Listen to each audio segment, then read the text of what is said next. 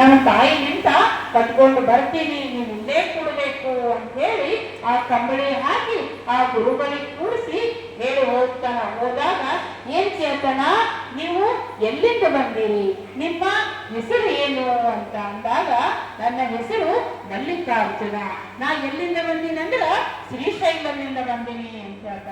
ಆಯ್ತು ಮಲ್ಲಯ್ಯ, ನೀ ಇಲ್ಲೇ ಕೂಡು, ನೀ ಚೆನ್ನ ಮಲ್ಲಿಕಾರ್ಜುನ ನೀ ಇಲ್ಲೇ ಕೂಡು, ನಾ ಏನ್ ಮಾಡ್ತೀನಿ, ನಾ ಹಂಬಲಿ ಮತ್ತ ಬುದ್ಧಿ ತರ್ತೀನಿ, ನೀ ಇಲ್ಲೇ ಕೂಡ್ಬೇಕು, ನೀ ಎಲ್ಲಿಗೆ ಹೋಗ್ಬಾರ್ದು, ನಾ ಬರಸ್ತನ ನೀ ಇಲ್ಲೇ ಕೂಡ್ಬೇಕು ಅಂತ ಹೇಳಿ ಅವನಿಗೆ ಹಾಸಿ ಮನೆಗೆ ಓಡೋಡಿ ಹೋಗ್ತಾನೆ. ಓಡೋಡಿ ಹೋಗಿ ತಾಯಿಗೆ ಅವತ್ತು ಅಮ್ಮ ಅಂತ ಕರೀತಾನೆ. ಆವಾಗ ತಾಯಿ ನೋಡ್ರಿ, ಎಂದೂ ಮಗ ತಾಯಿಗೆ ಅಮ್ಮ ಅಂತ ಕರೆದೇ ಇಲ್ಲ. ಆವಾಗ ತಾಯಿಗೆ ಇಷ್ಟೊಂದು ಸಂತೋಷ ಆಗ್ತದ, ನನ್ನ ಮಗ ಇವತ್ತು ಇಷ್ಟು ವರ್ಷದ ಮೇಲೆ ನನಗೆ ಅಮ್ಮ ಅಂತ ಕರೆದನಲ್ಲ ಅಂತೇಳಿ ಆಕೆಗೆ ಬಹಳಷ್ಟು ಸಂತೋಷ ಆಗ್ತದ. ಇಷ್ಟೊಂದು ಸಂತೋಷ ಆಗ್ತದ. ತಾಯಿ ಕೇಳ್ತಾರ, ಹೇಳಪ್ಪ ಏನ್ ಬೇಕು ಅಂದಾಗ ಅಲ್ಲಿ ಒಬ್ಬ ಗುರುಗಳು ಬಂದಾರ. ಅವ್ರಿಗೆ ಬಹಳ ಹಸಿವಾಗ್ಯದ, ನೀ ಏನ್ ಮಾಡ್ಬೇಕು, ಜಲ್ದಿ ನನಗೆ ಅಂಬಲಿ ಮಾಡಿಕೊಡ್ಬೇಕು, ಬುದ್ಧಿ ಮಾಡಿಕೊಡ್ಬೇಕು ತಾಯಿ ಅಂದಾಗ ಬಹಳ ಸಂತೋಷದಿಂದ ಈಕಿ ಅಂಬಲಿ ಮತ್ತ ಮೊಸರನ್ನ ಎಲ್ಲ ಮಾಡಿ ಇಷ್ಟು ಚಂದ ಮಗನಿಗೆ ಕಟ್ಟಿ ಕೊಡ್ತಾಳ. ಅವನು ಓಡೋಡಿ ಬರ್ತಾನ, ಗುರುವಿಗೆ ಉಳಿಸ್ಬೇಕು, ಬಹಳ ಹೊಸದರ ನಮ್ಮ ಗುರುಗಳು, ನಾವು ಉಳಿಸ್ಬೇಕಂತ ಹೇಳಿ ಓಡೋಡಿ ಎಲ್ಲಿ ಹೊಲಕ್ಕೆ ಬರ್ತಾನ. ಅಷ್ಟೊತ್ತಿಗೆ ಸಂಜೆ ಆಗಿರ್ತದ, ಅಲ್ಲಿ ಯಾರು ಇರಂಗಿಲ್ಲ. ಇಷ್ಟೊಂದು ದುಃಖ ಆಗ್ತದ ಅವನಿಗೆ ಅಂದ್ರ, ಎಲ್ಲಿ ಹೋದೆ ಮಲ್ಲಯ್ಯ, ಎಲ್ಲಿ ಹೋದಿನಿ, ನಾನು ಹೇಳಿದ್ದೀನಿ ನಾ ಬರ್ತೀನಿ, ನಿನಗೆ ಊಟ ಮಾಡಿಸ್ಲಿಕ್ಕೆ ಬರ್ತೀನಿ ಅಂತ ಹೇಳಿದ್ದ, ಆದ್ರೂ ಕೂಡ ನೀ ಎಲ್ಲಿ ಹೋದಿ ಅಂತೇಳಿ ಎಲ್ಲಾ ಕಡೆ ಹುಡುಕ್ತಾನ, ಎಲ್ಲಿ ಸಿಗಂಗಿಲ್ಲ. ಆ ಕುಳಿತಿರುವಂತಹ ಕಂಬಳಿ ಮಾತ್ರ ಅಲ್ಲಿ ಇರ್ತದ. ಎಲ್ಲ ಕಡೆ ಹುಡುಕಿ ಹುಡುಕಿ ಹುಡುಕಿ ಸಾಕಾಗ್ತದ, ಪೂರ್ತಿ ಕತ್ತಲಾಗ್ಬಿಡ್ತದ. ಅವ ಹುಡುಕಿ ಹುಡುಕಿ ಸುಸ್ತಾಗಿ ಕುಂತಿರ್ತಾನ, ಎಲ್ಲಿ ಮಲ್ಲಯ್ಯ ಕಾಣಂಗಿಲ್ಲ. ಆಗ ಎಷ್ಟೊತ್ತಿಗೆ ಒಂದು ದಂಡು ಬರ್ತಾ ಇರ್ತದ, ಭಜನಿ ಮಾಡ್ಕೋಂತ ಪಾದಯಾತ್ರೆ ಮಾಡುವಂತ ಒಂದು ಗಂಡು ಬರ್ತಾ ಇರ್ತದ. ಅವರು ಎಲ್ಲ ಇವನು ಮುಂದಿಂದೇ ಹಾಯ್ತಿರ್ತಾರ. ಅವ್ರಿಗೆ ಕೇಳ್ತಾನ, ನೀವ್ ಎಲ್ಲಿಗೆ ಹೋಗ್ಲಿಕ್ಕತ್ತೀರಿ ಅಂದಾಗ ನಾವು ಶ್ರೀಶೈಲಕ್ಕೆ ಹೋಗ್ಲಿಕ್ಕತ್ತಿದೆವು ಅಂತ ಅವ್ರು ಹೇಳ್ತಾರ.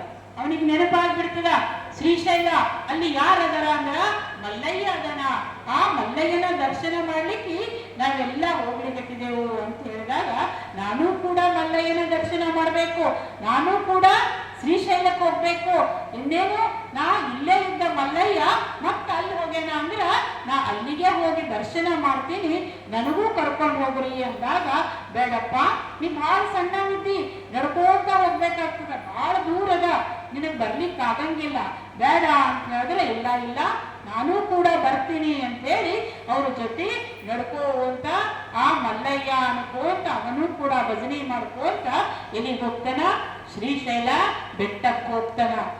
ಹೋದಾಗ ಎಲ್ಲನ ಮಲ್ಲಯ್ಯ ಎಲ್ಲನ ಮಲ್ಲಯ್ಯ ಅಂತ ಕೇಳ್ತಾನ.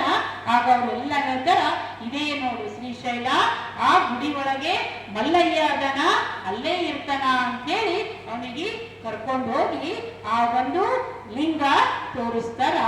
ಅಯ್ಯೋ ಈ ಮಲ್ಲಯ್ಯ ಅಲ್ಲ, ಇವ ಕಲ್ಲು ಮಲ್ಲಯ್ಯನ, ನಾ ಈ ಮಲ್ಲಯ್ಯನ ಸಲಿಂದ ಬಂದಿಲ್ಲ, ನನ್ನ ಮಲ್ಲಯ್ಯ ಎಲ್ಲದನ, ನನ್ನ ಮಲ್ಲಯ್ಯ ಎಲ್ಲದನ ಅಂತೇಳಿ ಮತ್ತ ಬೆಟ್ಟ ಗುಡ್ಡ ನದಿ ಸಮುದ್ರ ಎಲ್ಲಾ ಕಡೆ ಹುಡುಕ್ತಾನ, ಎಲ್ಲಿ ಕೂಡ ಮಲ್ಲಯ್ಯ ಸಿಗಲ್ಲ.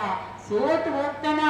ಈ ನನಗ ಬರ್ತೀನಿ, ನನ್ನ ದರ್ಶನ ಕೊಡ್ತೀನಿ ಅಂತ ಹೇಳಿದ್ವಿ, ನೀ ಹೆಂಗ ಧೋಕ ಮಾಡಿದಿ, ಒಂದು ವೇಳೆ ನೀನಿಲ್ಲ ಅಂದ್ರ ನಾ ಬದುಕಿ ವೇಸ್ಟ್ ಅದ, ನಾನು ಕೂಡ ಬದುಕ್ಲಿಕ್ಕೆ ಸಾಧ್ಯ ಇಲ್ಲ, ನಿನ್ನ ದರ್ಶನ ಆಗ್ಲಿಲ್ಲ ಅಂದ್ರ ನಾ ಬದುಕಂಗಿಲ್ಲ ಅಂತ ಹೇಳಿ ಆ ಒಬ್ಬ ಸಿದ್ದರಾಮ ಏನ್ ಮಾಡ್ತಾನ, ಮ್ಯಾಲಿಂದ ಕೆಳಗೆಲ್ಲ ತಗ್ಗು ದಿಮ್ಮು ನದಿ ಸರೋವರ ಎಲ್ಲ ಇರ್ತದ, ಮ್ಯಾಲ ಗುಡ್ಡದ ಮ್ಯಾಲ ಏರಿ ಇನ್ನೇನು ನೀ ಕಾಣಲಿಲ್ಲ ಅಂದ್ರ ನಾ ಇದ್ದು ಸ್ವಾರ್ಥಕತೆ ಏನದ, ನಾನು ಕೂಡ ಇಲ್ಲೇ ಬಿದ್ದು ಪ್ರಾಣ ತ್ಯಾಗ ಮಾಡಿಬಿಡ್ತೀನಿ ಮಲ್ಲಯ್ಯ ಅಂತ ಹೇಳಿ ಮ್ಯಾಲಿಂದ ಯಾವಾಗ ಗಟ್ಟಿ ಧೈರ್ಯ ಮಾಡಿ ಕೆಳಗ ಬೀಳ್ತಾನೋ, ಆ ಮಲ್ಲಯ್ಯನ ಆ ಬಿದ್ದು ಕೂಡಲೇನೆ ಆ ಕಣ್ಣು ತೆಗೆದು ನೋಡಿದಾಗ ಆ ಮಲ್ಲಯ್ಯನ ತೊಡಿ ಮೇಲ ಸಿದ್ದರಾಮ ಮಲ್ಕೊಂಡಿರ್ತಾನಂತ.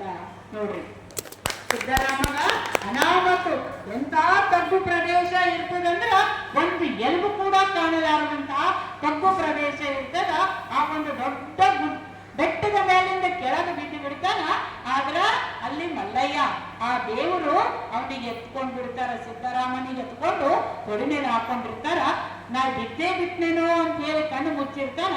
ಒಮ್ಮೆ ಕಣ್ಣು ತೆರೆದಾಗ ಯಾರ ತೊಡಿ ಮೇಲೆ ಇರ್ತಾನ ಅಂದ್ರ ಆ ದೇವರ ಚೆನ್ನಮಲ್ಲಿಕಾರ್ಜುನ ಮಲ್ಲಯ್ಯನ ತೊಡಿ ಮೇಲೆ ಇದ್ದಿರ್ತಾನ. ಬಹಳಷ್ಟು ಸಂತೋಷ ಆಗ್ಬಿಡ್ತದ.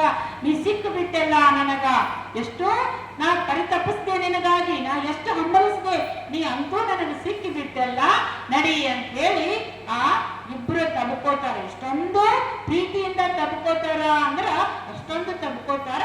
ತಬ್ಕೊಂಡು ಆಗ ಹೇಳ್ತಾರ, ಮಲ್ಲಯ್ಯ ನೀ ಎಲ್ಲಿಗೆ ಹೋಗ್ಬೇಕು? ಸೊನ್ನಲಿಗೆ ಹೋಗ್ಬೇಕು. ಸಿದ್ದರಾಮ ನೀ ಸೊನ್ನಲಿಗೆ ಹೋಗಿ ಅಲ್ಲಿರುವಂತಹ ಜನರ ಉದ್ಧಾರ ಮಾಡಬೇಕು. ಅಲ್ಲೆಲ್ಲಾ ಜನರು ಬಡತನದಿಂದ ಬಳಲಿಕತ್ತಾರ. ನೀರಿಲ್ಲ, ಅನ್ನ ಇಲ್ಲ, ಅವರಿಗೆಲ್ಲ ನೀನು ಅದು ಒದಗಿಸಬೇಕು ಅಂದಾಗ, ಇಲ್ಲ ಇಲ್ಲ ನಾ ನಿನಗೆ ಬಿಟ್ಟು ಹೋಗಂಗಿಲ್ಲ, ನಿನಗೊಂದ್ ವೇಳೆ ಬಿಟ್ಟು ಹೋದ್ನಂದ್ರ ಮತ್ತೆ ನೀ ನನಗೆ ಸಿಗಂಗಿಲ್ಲ, ನಾ ನಿನಗೆ ಬಿಟ್ಟು ಹೋಗಂಗಿಲ್ಲ ಮಲ್ಲಯ್ಯ ಅಂತ ಜಿದ್ದು ಮಾಡ್ತಾನ. ಇಲ್ಲ, ನೀ ಕರೆದಾಗ ನಾ ಬರ್ತೀನಿ. ನಿನ್ನ ಕಾರ್ಯ ಈ ಜಗತ್ತಿಗೆ ನೀ ಯಾಕೆ ಬಂದಿದಿ ಅಂದ್ರ ಜನರ ಉದ್ಧಾರಕ್ಕೆ ಬಂದಿದಿ. ನೀ ಯೋಗಿ ಇದ್ದಿ, ನೀ ಏನ್ ಮಾಡು, ಅಲ್ಲಿ ಸೊನ್ನಲಾಪುರಕ್ಕೆ ಹೋಗಿ ಜನರ ಉದ್ಧಾರ ಮಾಡು. ನೀ ಜನರ ಉದ್ಧಾರಕ್ಕಾಗಿಯೇ ಈ ಭೂಮಿಗೆ ಬಂದಿದ್ದಿ, ಅದಕ್ಕೆ ನೀ ಜನರ ಉದ್ಧಾರ ಮಾಡು ಹೋಗು ಅಂತ ಹೇಳಿ ಯಾರು ಸಿದ್ದರಾಮನಿಗೆ ಸೊನ್ನಲಿಗೆಗೆ ಕಳಿಸ್ತಾರ. ಆ ಸಿದ್ದರಾಮ ಸೊನ್ನಲಿಗೆ ಬರ್ತಾನ. ಆ ತಂದೆ ತಾಯಿ